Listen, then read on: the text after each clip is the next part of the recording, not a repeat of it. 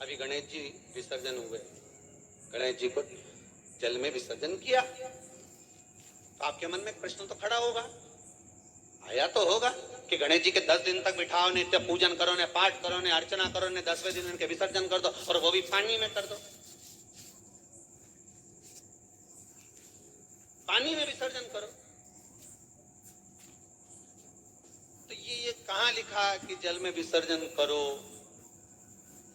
श्रीमद् भागवत पुराण की रचना जब वेद व्यास जी महाराज करने के लिए बैठे, वेद व्यास जी ने सुखदेव जी से कहा कि मैं मंत्र बोलूंगा, मैं श्लोक बोलूंगा, इसको लिखेगा कौन?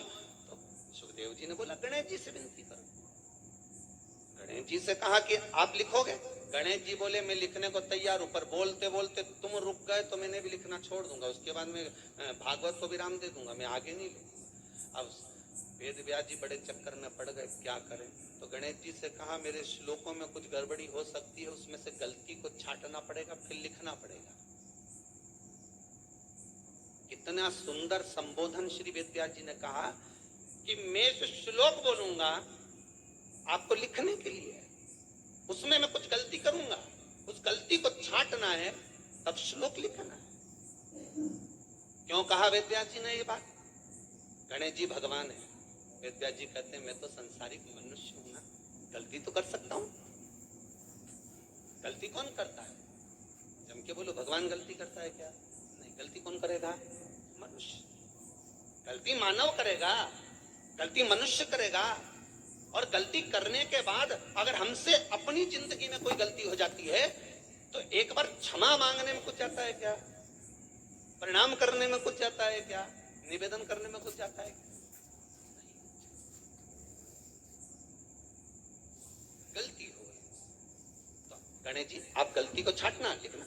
गणेश जी महाराज लिखने बैठ गए, लिखते लिखते लिखते लिखते 10 दिन हो गए गणेश जी महाराज को। शरीर में ताप पड़ने लगा गणेश जी महाराज के। और वेद व्यास जी ने गणेश जी के हाथ का स्पर्श करा तो शरीर तो तप रहा था। वेद व्यास जी ने वहीं पर श्रीमद् भागवत के श्लोकों को विराम दे दिया, अब नहीं बोले। गणेश जी लिखते लिखते लिखते लिखते लिखते लिखते थक गए, ताप पड़ गया, शरीर गर्म हो गया। वेद व्यास जी ने कब करूं क्या? 10 दिन से लिख रहा है और शरीर पर ताप पड़ रहा है, करा क्या जाए? उन्होंने गणेश जी का हाथ पकड़ा, उठाया और कहा चलो प्रभु हमारे साथ में। वेद व्यास जी गणेश जी को ले गए और ले जाकर शीतल जल में श्री गणेश जी महाराज को बिठा दिया। गणेश जी को पानी के अंदर उनको विराजमान कर दिया कि अब आप ताप को थोड़ा ठंडा कर दीजिए। शीतल जल में बिठाया।